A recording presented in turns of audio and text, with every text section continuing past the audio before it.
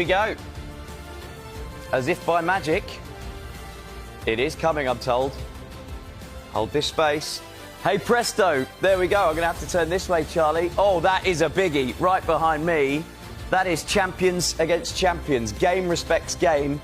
I think that's to be the Friday night kickoff. Arsenal, the Premier League champions, against the Championship winners Coventry. Hull against Manchester United.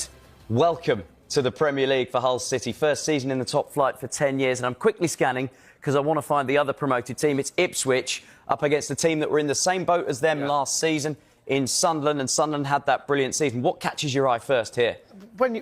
Listen, Arsenal Coventry first and foremost, because it'd be the first game. It'd be interesting to see how much development Coventry have done over the summer, bringing players in, because that's what they'll need to do to stay up. Frank Lampard will know that. But also, what scenario and what position Arsenal come? Because we see them how well they finished last season, the champions. Now, they're at the kind of crossroads bit. What I mean, that they can really go and grab a hold of this trophy and win it for 2 or 3 years. Because the teams that are chasing them are in a little bit of a remit kind of thing. Liverpool got a new manager, Chelsea got a new manager, Man City's got a new manager.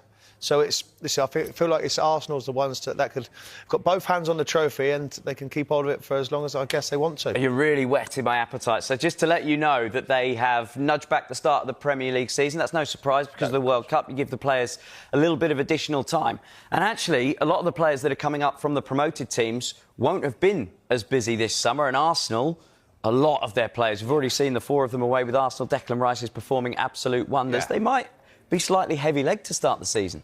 And there would be no surprise to that, really. You think of all the players that have gone to the World Cup, and there's so much demand on that at the moment because of it's the World Cup, of course. But ultimately, them players will know that when they come back to club football, as Arsenal players, they will know after winning the Premier League this season, they'll want to do that again and again and again as much as they can.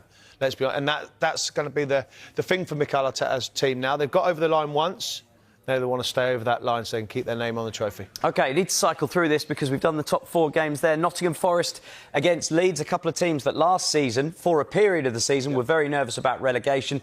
They'll be hoping to climb up the table, obviously, this season. Tottenham Hotspur were the worst of the teams that stayed in the Premier League, starting off with an away London derby against Brentford.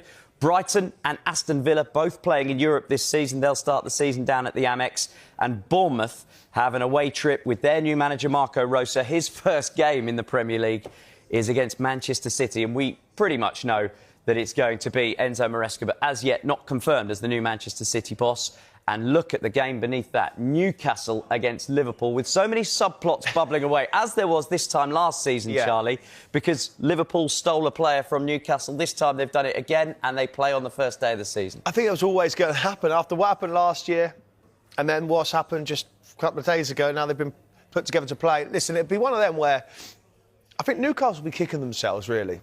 Because why is it always us? Why is it always our team that's getting players taken for us? So I feel like they may need to keep a bit more in-house, but that's always an exciting fixture, Newcastle versus Liverpool. Certainly is, and we have booked it in for the very first Super Sunday of the season, 4:30 kickoff at St James's Park. You can see the Sky selections on the screen behind us. So the Friday night kickoff is the champions against champions, Arsenal against Coventry.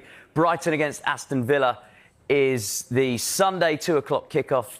Along with Manchester City and Bournemouth, 2 o'clock on the Sunday.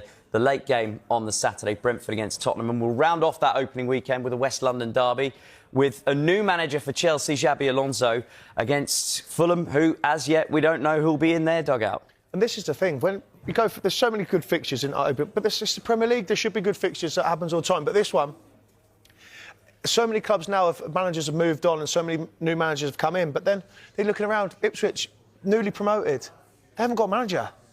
Fulham, Marco Silva's gone. You kind of knew January, February time that he was going. Yeah. They haven't got a manager. Fulham said they were surprised that he decided to leave. I don't think anyone else has. And then we've got 4 or 5 new managers have come to clubs. So I think, listen, it's going to be an interesting start to the Premier League season, shall we say. Yeah, so many subplots and stories everywhere you look on that opening weekend of the season. So we've done that. Charlie, you mentioned to us that when you were waiting for the fixtures to come out, it was first day, last day, Boxing Day. Yeah. I mentioned to you that Boxing Day last year was a little bit quiet. There was just the one game on the TV.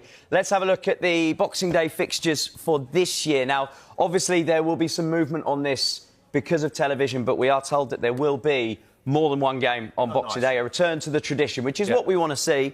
And you've got a better eye on this one. So what's catching your eye here? I think, once again, there's another big game involving Newcastle with Manchester City visiting St James's Park. I think so, and that, you know where that goes, but that's your big games at Christmas, exciting times. It's the year round, but when it comes to the Christmas period, that's when you know it's getting spicy. Then you look at it, even with Arsenal going to Crystal Palace, it's going to be that'll be a good fixture there. And you just don't really, and you look at it, you got Man United, Nottingham Forest, especially if you don't know what Manchester United are going to do this year under Michael Carrick.